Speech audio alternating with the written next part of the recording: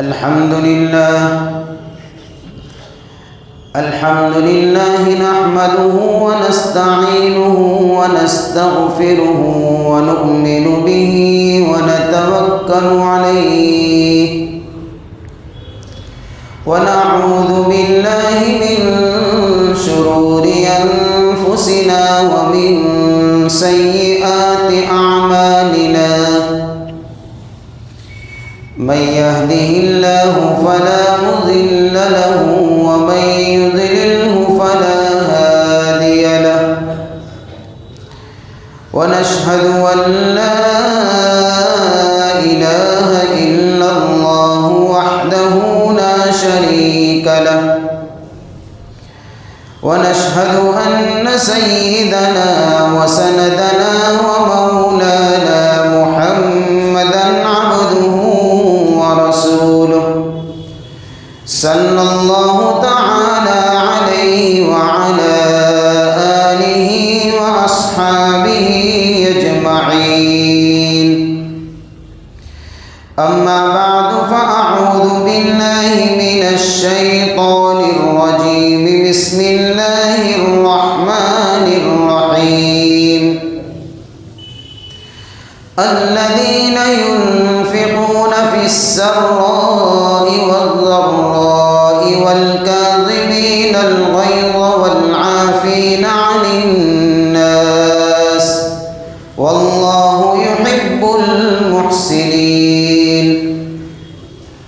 قال النبي صلى الله عليه وسلم: إن الغضب ليفسد الإيمان كما يفسد السبر العسل، أو كما قال عليه الصلاة والسلام. صدق الله مولانا العظيم وصدق رسوله النبي الكريم، ونحن على ذلك لمن الشاهدين والشاكرين، والحمد لله رب العالمين.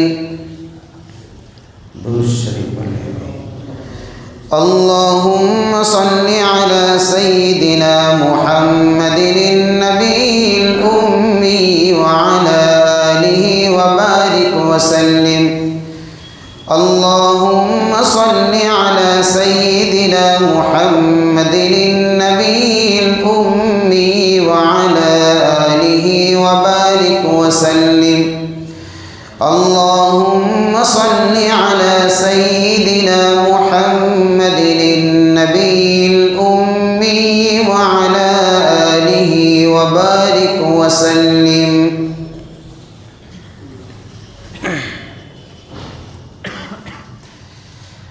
قابل قدر محترم دوست اور بزرگوں، اللہ تعالیٰ نے انسان کو اپنے قدرت سے پیدا کیا، بنایا،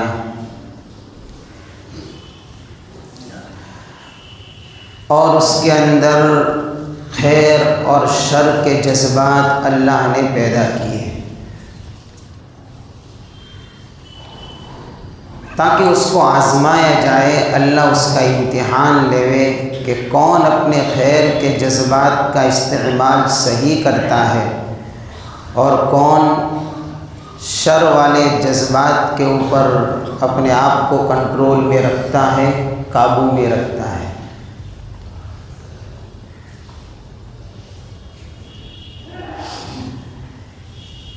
اس خیر اور شر کے جذبات جو اللہ نے انسان کے اندر ودیعت رکھے ہیں اور پیدا کیے ہیں، اس کی مثال ایسی ہے جیسے کوئی باغ ہو اور اس کے اندر مختلف بہاریں ہو، مختلف پھول ہو۔ ہر پھول کی خوشبو الگ ہوتی ہے اور ہر پھول کی رنگت الگ ہوتی ہے، لیکن اس کے ساتھ ساتھ میں، اس پھول کے ساتھ میں کانٹے بھی لگے ہوتے ہیں۔ اسی طریقے سے انسان کو اللہ نے مختلف خوشبوؤں سے نوازا۔ محبت یہ بھی ایک پھول ہے، خلوص ہے، تقویٰ ہے، تواضع ہے، عاجزی ہے، انکساری ہے، یہ سارے پھول اللہ نے، ساری صلاحیت اللہ نے اس کے اندر رکھی ہے، اور یہ وہ اوصاف ہے کہ اپنی اپنی خوشبوؤں کو پھیلاتے ہیں لوگوں میں، اگر کسی میں موجود ہو تو۔ لیکن اس کے ساتھ میں بھی کانٹے لگے ہوئے ہیں، تکبر ہے، حسد ہے، بغض ہے، کینہ ہے، غضب ہے، غصہ ہے، یہ کانٹے بھی اس کے ساتھ میں لگے ہوئے ہیں۔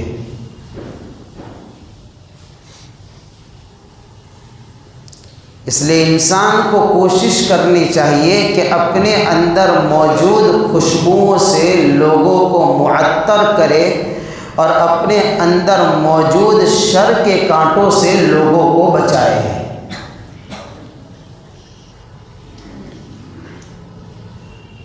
یہ ضروری ہے۔ اسی میں سے ایک صفت ہے، یعنی ان کانٹوں میں سے ایک کانٹا ہے جس کو غصہ اور غضب کہا جاتا ہے۔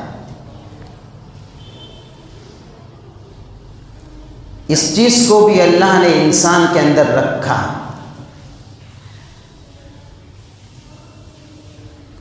اگر اس کا استعمال صحیح ہو تو بری چیز نہیں ہے، لیکن عام طور پر اس کا استعمال غلط ہوتا ہے، لہذا غصہ بہت بری چیز ہے۔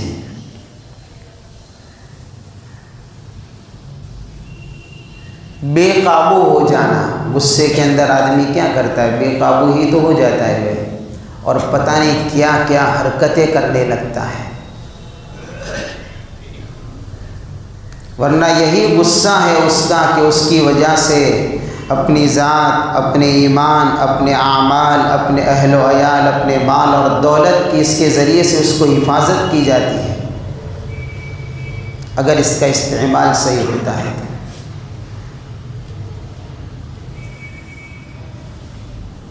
لیکن عام طور پر دیکھا گیا کہ اس کا استعمال غلط ہوتا ہے، اور اس کے نتائج بڑے بھیانک ہوتے ہیں، پھر بہت برے ہوتے ہیں۔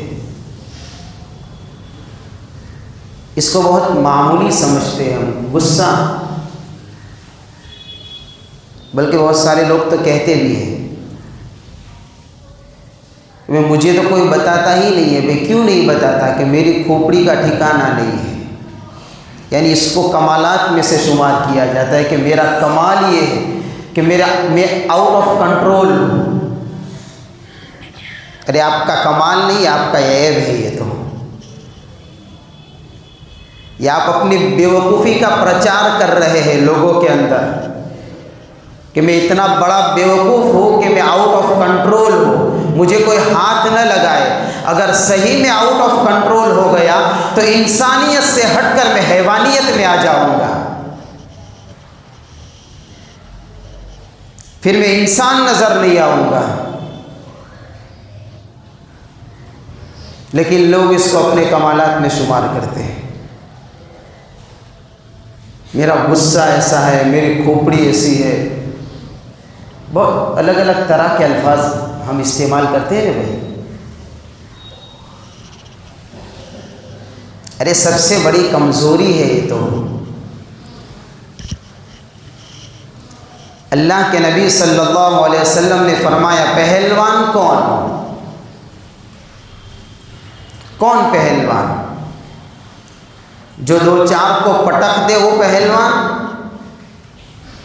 جو آؤٹ آف کنٹرول ہو جائے وہ پہلوان، جس سے لوگ ڈرنے لگے وہ پہلوان، جس کو لوگ بتانے کے لیے تیار نہ ہو وہ پہلوان۔ پہلوان کون؟ اللہ کے نبی صلی اللہ علیہ وسلم نے فرمایا کہ پہلوان وہ نہیں ہے جو پٹک دے، پہلوان وہ ہے جو اپنے غصے کو قابو میں رکھے۔ اصل تو یہ ہے پہلوان کہ اس نے بہت بڑا فتنہ دبایا ہے، بہت زبردست معاملے کو اس نے کنٹرول میں کر دیا ہے، یہ پہلوان ہے۔ ہم اس کو پہلوان سمجھتے ہیں، جو دو چار کو اٹھا کے پٹک دے گے، یہ بہت بڑا پہلوان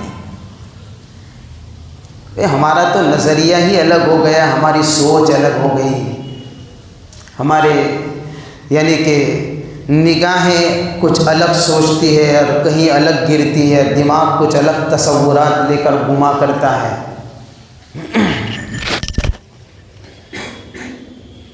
ایک صحابی حضور پاک صلی اللہ علیہ وسلم کے پاس میں آتے ہیں اور آپ علیہ السلام سے فرماتے ہیں، عرض کرتے ہیں یا رسول اللہ کچھ نصیحت کریے، علمنی شیئا، کوئی چیز سکھائیے یا رسول اللہ صلی اللہ علیہ وسلم۔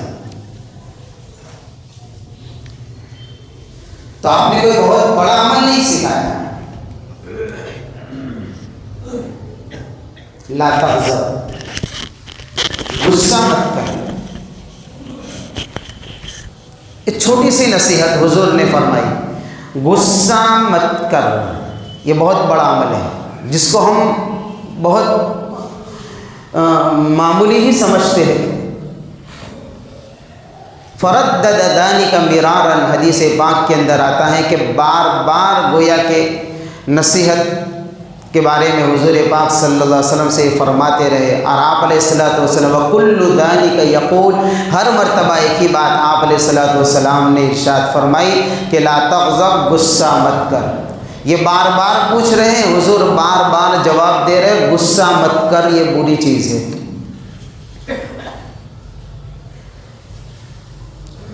کیوں بری چیز ہے یہ؟ کہ غصے کے نتائج بڑے خطرناک ہیں۔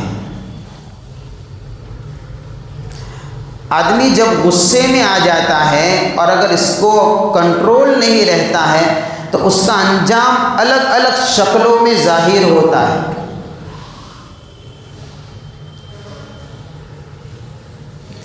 کبھی کیا ہوتا ہے کہ کسی معاملے میں اگر کوئی غصے ہو گیا تو آپس میں بات چیت بن، سلام کلام بن۔ بھئی پہلے تو تم دونوں آپس کے اندر دوست تھے، اتنے پکے دوست تھے کہ ایک دوسرے کے سکھ دکھ کے ساتھی بنا کرتے تھے، بولتے نہیں ہو تم دونوں، آپس میں دوستی نہیں ہے تمہاری، کہ ختم دوستی۔ کیا ہوا بھائی؟ غصے کا نتیجہ قطع تعلق۔ غصے کا نتیجہ اتنا ہی نہیں، آگے بڑھیے۔ جب آدمی آؤٹ آف کنٹرول ہوتا ہے اور غصے میں آ جاتا، یہ اس کے سمٹمز ہے، بیماری کے سمٹمز ہوتے ہیں، نشانیاں اور علامتیں، کہ بھائی غصے کی علامت کیا، اس کے سمٹمز کون کون سے، تو کہ یہ ہے دوستوں میں جدائی ہو گئی۔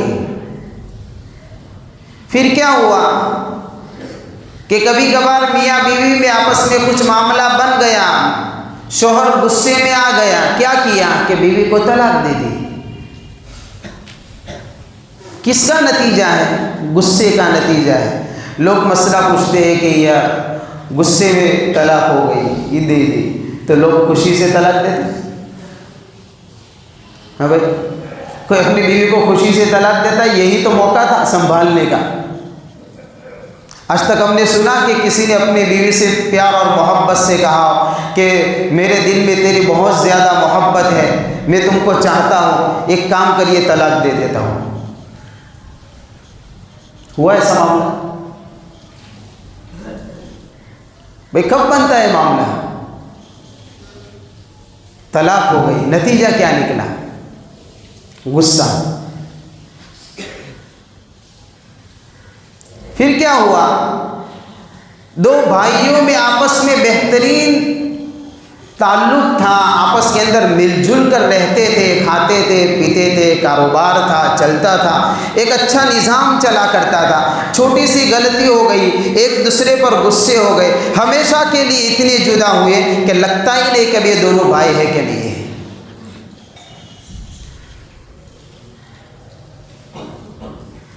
قطع تعلق، یہ سمٹمس ہیں اس کے۔ دونوں خاندانوں میں آپس کے اندر رشتہ داروں میں بہترین تعلقات تھے، کوئی چھوٹی موٹی بات پیدا ہو گئی، اب اتنی سی معمولی بات کے اندر دونوں خاندانوں کے دماغ کے پارے کچھ اتنے اونچے چڑھ گئے کہ آپس کے رشتے ہی ختم کر دیے۔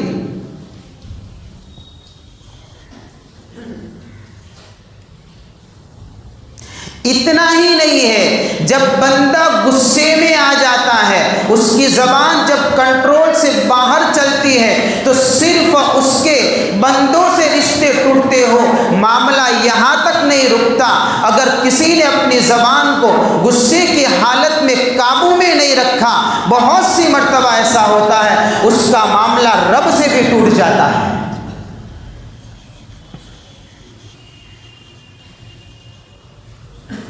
آپس کے رشتے ہی بگڑے اتنا ہی نہیں ہے، خالق اور مخلوق کا رشتہ بھی توڑ دیا اس نے۔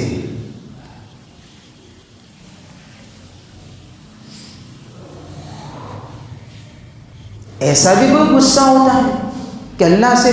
اتنا ہی نہیں، علماء نے لکھا ہے، حدیث پاک ہے، ان الغضب لیفسد الایمان، غصہ اتنی بری چیز ہے جو ایمان کو ختم کر دیتا ہے، کما یفسد الصبیر العسل، جس طریقے سے ایلوا شہد کے اس کے ٹیسٹ اور اس کے مزہ کو ختم کر دیتا ہے۔ اگر اس چیز کو شہد میں ملا دیا جائے تو اس کی مٹھاس ختم ہو جائے گی۔ اس طریقے سے غصے کے اندر کوئی آئے گا اس کا ایمان ختم ہو جائے گا۔ کیسے ختم ہوگا؟ کہ اگر کوئی ایسا گناہ کا بول بولے گا تو ایمان کا نور کمزور پڑ جائے گا، اور اگر غصے کی حالت میں کفر کا بول بولے گا تو ایمان کے دائرے سے ہی نکل جائے گا۔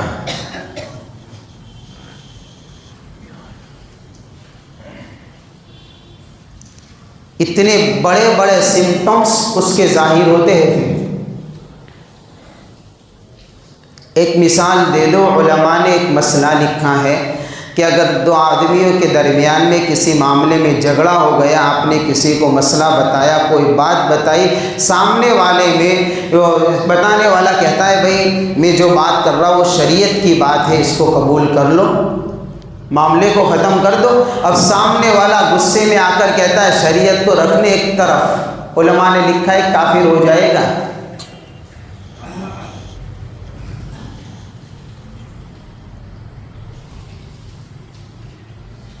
ہاں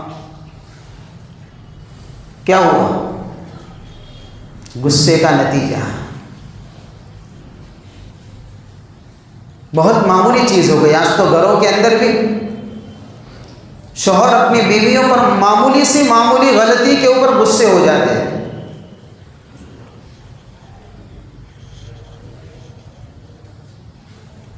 بھئی آپ اس گھر کے اندر ظالم اور جابر بن کر کیوں داخل ہوتے ہیں؟ آپ ایک مشفق باپ بن کر گھروں میں داخل ہوئیے، آپ ایک مشفق شوہر بن کر گھر میں داخل ہوئیے کہ آپ کی گھر میں انٹری ہو تو گھر والوں کے چہرے خوشی سے کھل اٹھے، نہ یہ کہ جب آپ گھر میں داخل ہو تو سب کا منہ لٹک جائے کہ ابھی کچھ مسئلہ بنے گا تو معاملہ گڑبڑ ہو جائے گا۔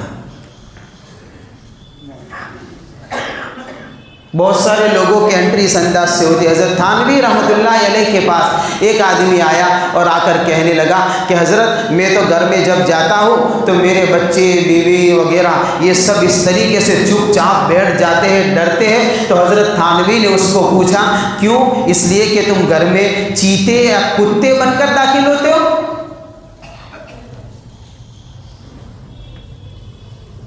کوئی پھاڑ کھانے والے درندے بن کر داخل ہوتے ہو گھروں میں؟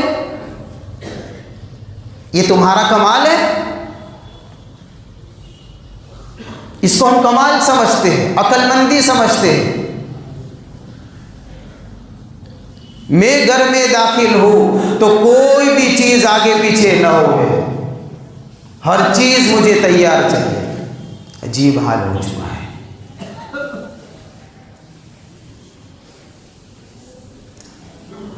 اتنی سختی اور اتنا یعنی کہ دماغ کے اوپر جنون، کیا ہوگا؟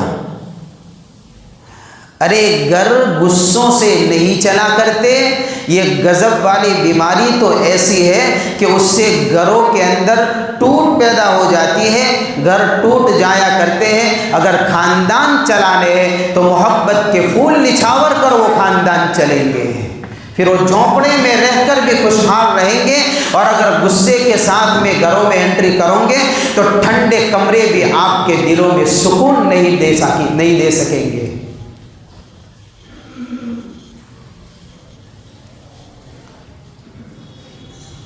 یہ حال ہے قطع تعلقی، غصے کا ایک نتیجہ ہے۔ دوسرا نتیجہ کیا ہوتا ہے؟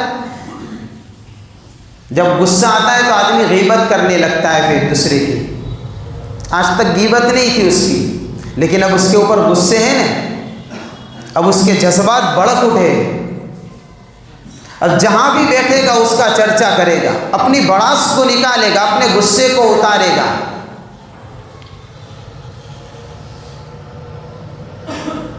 اور غیبت کے اندر ایسی ایسی باتیں لائے گا کہ اس بندے نے زندگی میں نہ بھی کی ہو تو بھی اس کو بیان کرے گا۔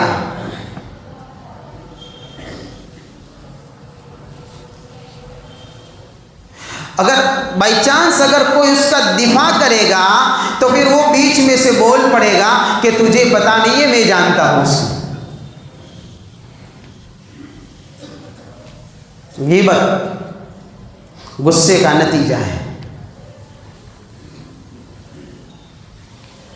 اور کیا ہوتا ہے کہ غصے کی وجہ سے اور حسد کی بیماری پیدا ہوتی ہے، پھر دلوں میں جلن ہوتی ہے، پھر وہ بغض لے کر اور پتہ نہیں وہ دشمنی کو لے کر گما کرتا ہے دل میں۔ بھائی تو اپنے دل کو آرام دے دے، سکون دے دے، اتنا تکلیف تو کیوں اٹھا رہا ہے بھائی کسی اور کے لیے؟ اب یہ حال ہو گیا ہے۔ آخری درجہ غصے کے سمٹمز کیا ہوتے ہیں کہ پھر اگر معاملہ اگر قابو سے باہر ہو گیا تو مار پیٹ شروع ہو جاتی ہے، پھر لڑائی جھگڑے، فتنے فساد۔ کبھی بیوی کو مار دیا، کبھی دوستوں کو مار دیا، کبھی پڑوسی کو مارا، کبھی راستے پر جھگڑا کر دیا۔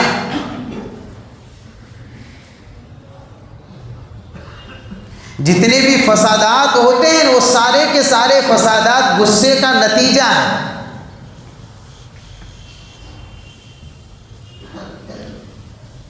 اور یہ فساد، یہ لڑائی، یہ جھگڑا یہاں تک پہنچتا ہے کہ مارتے مارتے بعض مرتبہ کسی کی جان بھی چلی جاتی ہے۔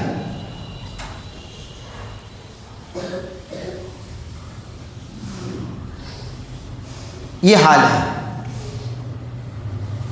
اسی لیے حضور پاک صلی اللہ علیہ وسلم نے آنے والے صحابی کو یہ نصیحت فرمائی جو بار بار کہہ رہے تھے صحابی، علمنی شیئا، یا رسول اللہ مجھے کوئی چیز سکھائیے، بار بار کہہ رہے ہیں۔ اللہ کے نبی صلی اللہ علیہ وسلم فرماتے ایک چیز سیکھ جا، بہت ساری بیماریوں سے بچ جائے گا، غصے میں مت آ۔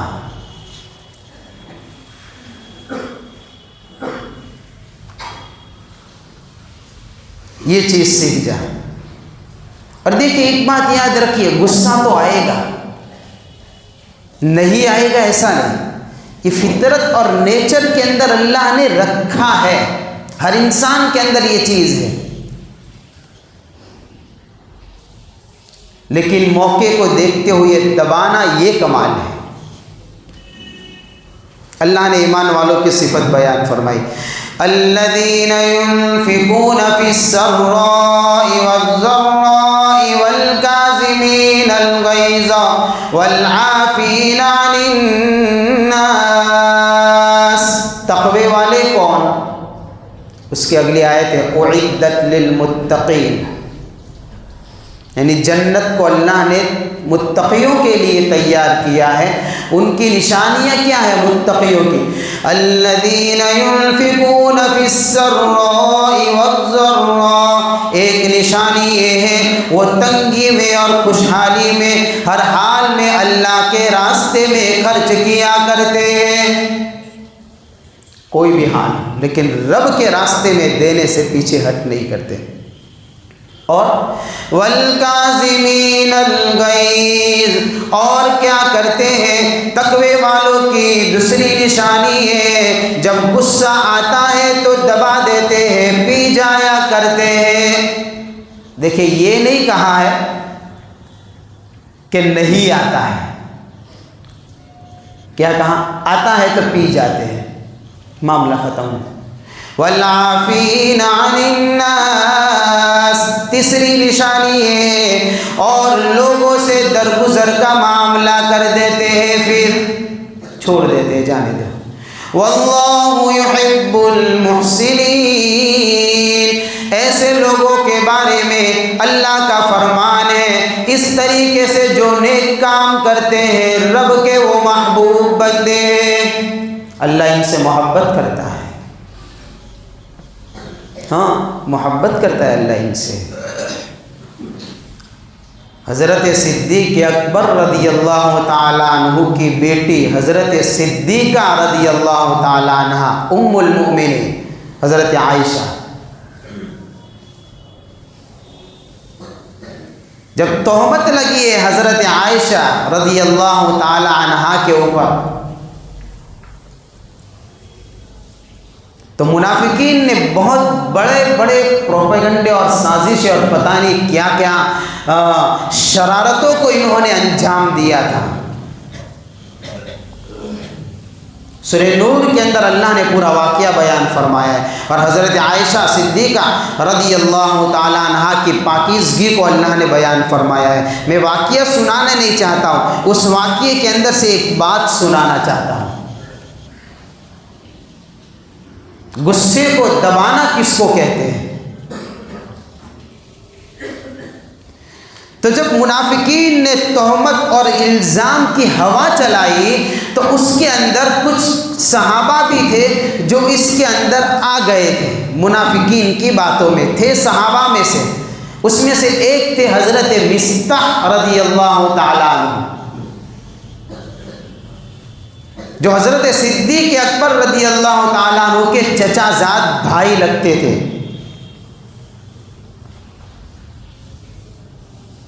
اور حضرت مصطح رضی اللہ تعالیٰ عنہ مالی اعتبار سے کمزور تھے، تو حضرت صدیق اکبر رضی اللہ تعالیٰ عنہ اپنے رشتہ دار ہونے کے ناطے ہر مہینے ان کے اوپر خرچ وغیرہ بھیجا کرتے تھے تاکہ ان کے گھر کا گزران چلا کرے۔ حضرت مصطح بھی منافقین کی سازش میں آ گئے کہ حضرت عائشہ رضی اللہ تعالیٰ عنہ نعوذ باللہ کہ ان سے یہ گناہ ہو گیا ہے۔ اب ظاہر سی بات ہے صدیق اکبر کی بیٹی ہے، ام المؤمنین ہے، بڑی عظیم فضائل کے حامل ہے صدیق حضرت عائشہ صدیقہ رضی اللہ تعالیٰ عنہ، ازواج مطہرات میں سے حضور کی چہیتی بیوی ہے یہ۔ اور حضرت عائشہ پر تہمت لگے، منافقین نے لگائی،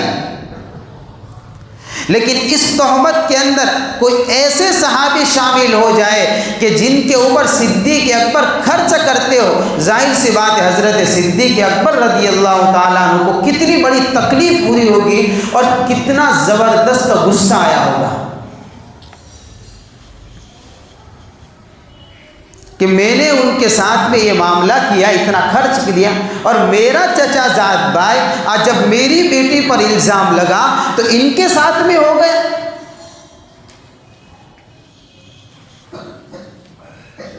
تو ایسی باتیں تکلیف تو ہوتی، پھر تو اور زیادہ تکلیف ہوگی جب اپنوں سے معاملہ بنے۔ چنانچہ اللہ نے حضرت عائشہ کی پاکیزگی کو تو اللہ نے قرآن میں اتار دیا۔ حضرت صدیق اکبر رضی اللہ تعالیٰ عنہ نے قسم کھا لی اب سے خرچ نہیں دیں گے، تکلیف ہوئی ہے نا، اب نہیں دیں گے کیونکہ بہت برا بدلہ دیا۔ اللہ نے آیت اتاری وَلَا يَأْتَلِ أُولُو الْفَضْلِ مِنْكُمْ وَالسَّعَةِ أَنْ يُؤْتُوا أُولِي الْقُرْبَى، مناسب نہیں ہے، زیب نہیں دیتا ہے ان لوگوں کو جن کو اللہ نے مال عطا فرمایا ہے، وسعت عطا فرمائی ہے۔ یہ بات اچھی نہیں لگتی کہ وہ رشتہ داروں سے اپنے مال کو روک لے. نہ کرے ایسا، پی جائے، اس تکلیف کو پی جائے. آگے اللہ فرما دے الا تحبون ان یغفر اللہ لکم، کیا تم نہیں چاہتے کہ اللہ تمہاری مغفرت فرمائے؟ کیا نہیں چاہتے؟ فوراً حضرت صدیق اکبر رضی اللہ تعالیٰ عنہ نے فرمایا ہاں یا اللہ میں چاہتا ہوں کہ میری مغفرت ہو جائے. صدیق اکبر رضی اللہ تعالیٰ عنہ نے ساری تکلیف کو پی لیا. حضرت مصطح پر خرچ دوبارہ شروع کیا، اتنا ہی نہیں بڑھا کر شروع کیا.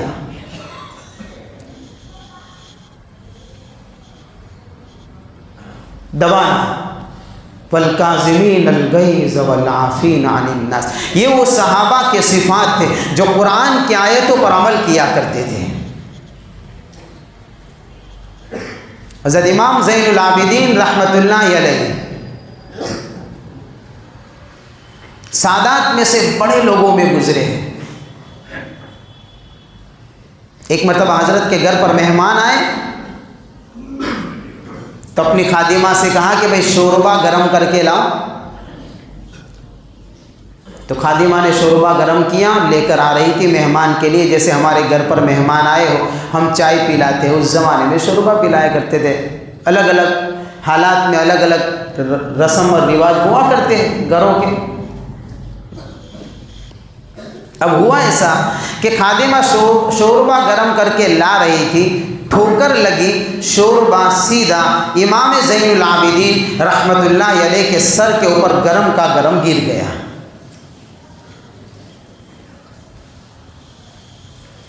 ہم سوچے کہ ہمارے گھر کے اندر کام والی اگر ایسا کر دے تو ہم کیا کریں گے؟ ہم بھی گھروں میں رکھتے ہیں، اگر وہ ایسا کرے تو ہم کیا کریں گے؟ نکال دیں گے، تنخواہ نہیں دیں گے اور اوپر سے کچھ سزا بھی دے دیں گے. وہ اگر کہے کہ بھول ہو گئی، تو نے جان بوجھ کر ہی کیا ہوگا. اس کے عمل کا رد عمل جو ہمارا ہے. اب یہاں پر دیکھیے، خادمہ نے جب دیکھا حضرت زین العابدین رحمت اللہ علیہ کو کہ غصے کی وجہ سے چہرے کا رنگ بدل گیا ہے، فوراً اس نے آیت پڑھی والکاظمین الغیظ. اللہ کے محبوب بندے وہ ہوا کرتے جو غصے کو پی جاتے ہیں. حضرت زین العابدین رحمت اللہ علیہ نے فوراً کہا میں نے پی لیا غصہ. اس زمانے کی خادمائیں بھی ایسی ہوا کرتی تھی نا. پھر اس نے کہا والعافین عن الناس، اللہ کے محبوب بندے ایسے بھی ہوا کرتے جو لوگوں کو معاف کر دیا کرتے. حضرت زین العابدین فرماتے جا میں نے تجھے معاف بھی کر دیا. تیسرا آیت کا ٹکڑا پڑا واللہ یحب المحسنین، اللہ کے محبوب بندے ایسے ہوا کرتے ہیں کہ وہ نیک کاموں کی نیکی کرنے والے ہوتے ہیں. تو زین العابدین رحمت اللہ علیہ فرماتے جا میں نے تیرے ساتھ میں نیکی کی ہے، تجھے آزاد کرتا ہوں، جا. یہ ہے عمل بالقرآن. یہ غصے کو دبانا ہے. بے جا استعمال بہت سارے فتنوں کو اور فسادات کو یہ چیز کھڑی کرتی ہے. خود حضور کا عمل دیکھ لیجئے. فتح مکہ کا موقع ہے، صحابہ غصے کے اندر ہے اور نعرے لگ رہے ہیں الیوم یوم الملحمہ، آج تو کاٹا جائے گا ان کو. اس لیے کہ تکلیفیں پہنچائی تھی صحابہ کو، حضور کو، صحابہ کو. کفار مکہ نے، صحابہ نعرے لگا رہے الیوم یوم الملحمہ، آج تو تمہاری گردنیں اڑائی جائے گی. کون لوگ ہیں؟ یہ وہ لوگ ہیں جنہوں نے صحابہ کو گرم ریت کے اوپر تپتی ہوئی دھوپ کے اندر زنجیروں سے باندھ کر لٹا کر گھسیٹا تھا. ان کے جسموں پر کوڑے برسائے تھے اور رات کی ٹھنڈک کے اندر ٹھنڈی راتوں میں زور زور سے مار مار کر ان کے جسم کو اور ان کی پیٹھوں کو کالا کر دیا تھا.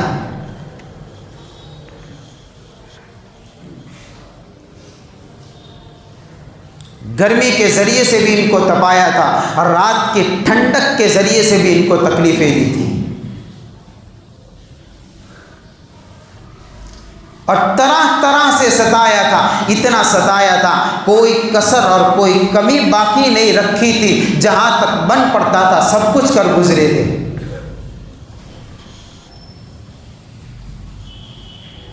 اللہ کے نبی صلی اللہ علیہ وسلم نے کیا فرمایا؟ ایک طرف صحابہ کا غصہ، یہ تکلیفیں جو اگلے زمانے میں تھی یاد آ رہی تھی، اب تو موقع مل گیا ہے، اب تو یہ کچھ نہیں کر سکتے ہیں، اپنا ہاتھ اوپر آ چکا ہے۔ ظاہر سی بات ہے صحابہ اگر ان کو مارتے قتل کرتے حضور حکم فرماتے تو بھی یہ لوگ اس پوزیشن میں نہیں تھے کہ اگلی تکلیفوں کو دوبارہ وہ دوہرا سکے، اب یہ پوزیشن میں نہیں تھے، انہوں نے ہتھیار ڈال دیے تھے۔ لیکن اللہ کے نبی صلی اللہ علیہ وسلم نے فرمایا الیوم یوم المرحمہ، نعرہ بدل دو، آج رحم کیا جائے گا۔ سب کے دلوں کے اندر سے اس چیز کو حضور پاک صلی اللہ علیہ وسلم ایک ہی نعرے میں ختم کر دیا، نہیں، آج غصے کا اظہار نہیں کیا جائے گا، آج یہ دیکھا جائے گا کون اپنے آپ پر اب قابو رکھتا ہے۔ جب اللہ نے اس کو قابو دیا ہے تو کون پی جاتا ہے؟ صحابہ نے کر کے دکھایا۔ اس لیے میرے بھائیو یہ بہت بڑی بیماریوں کی جڑ ہے یہ چیز۔ کیا کریں گے جب کبھی غصہ آئے تو لا حول ولا قوت الا باللہ پڑھ لیا کرے، اس لیے کہ شیطان رگوں کے اندر جس طریقے سے خون دوڑتا ہے اس طریقے سے یہ شیطان بھی رگوں میں دوڑتا ہے اور اس کے خون کو گرم کرتا ہے، پھر کہ فوراً پڑے گا تو شیطان کی طاقت اور اس کا زور ٹوٹے گا۔ پھر بھی کام نہیں بنا تو اعوذ باللہ پڑھ لے، عمل نہ کرے غصے پر اعوذ باللہ پڑھے، شروع کر دے اس کا ورد۔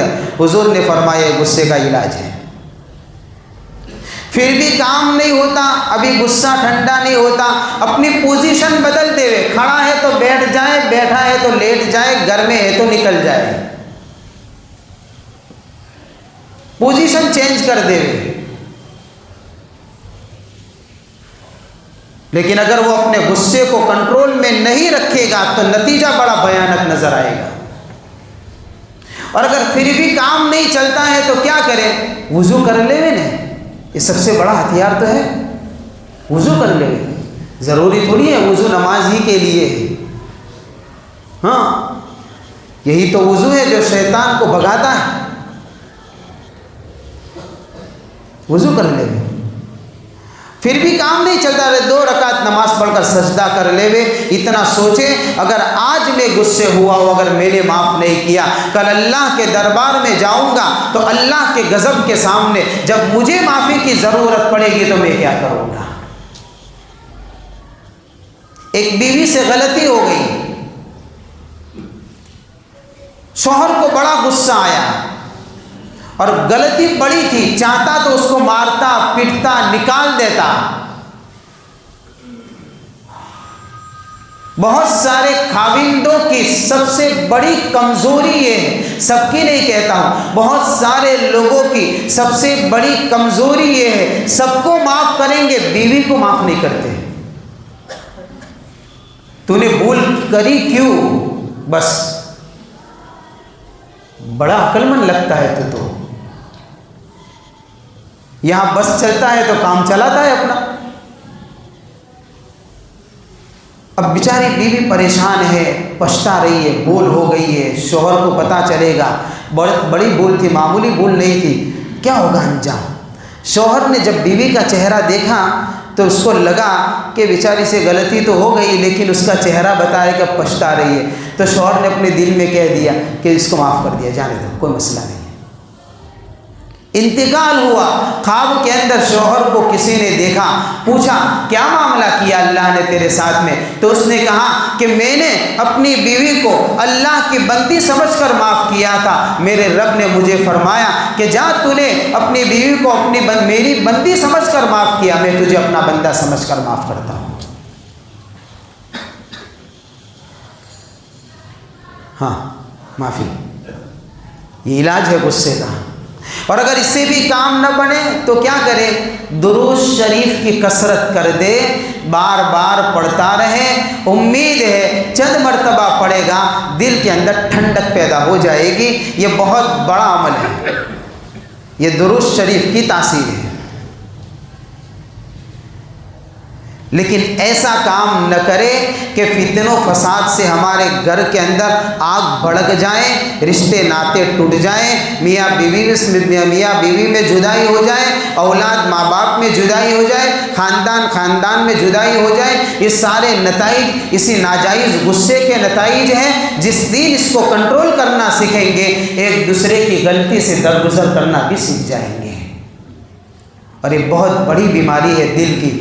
اور بھی بہت سارے واقعات اس سلسلے میں لکھے ہیں۔ اللہ تعالیٰ سے دعا کرے کہ اللہ اس بیماری سے ہم سب کی حفاظت فرمائے۔ وآخر دعوانا ان الحمد للہ رب العالمین۔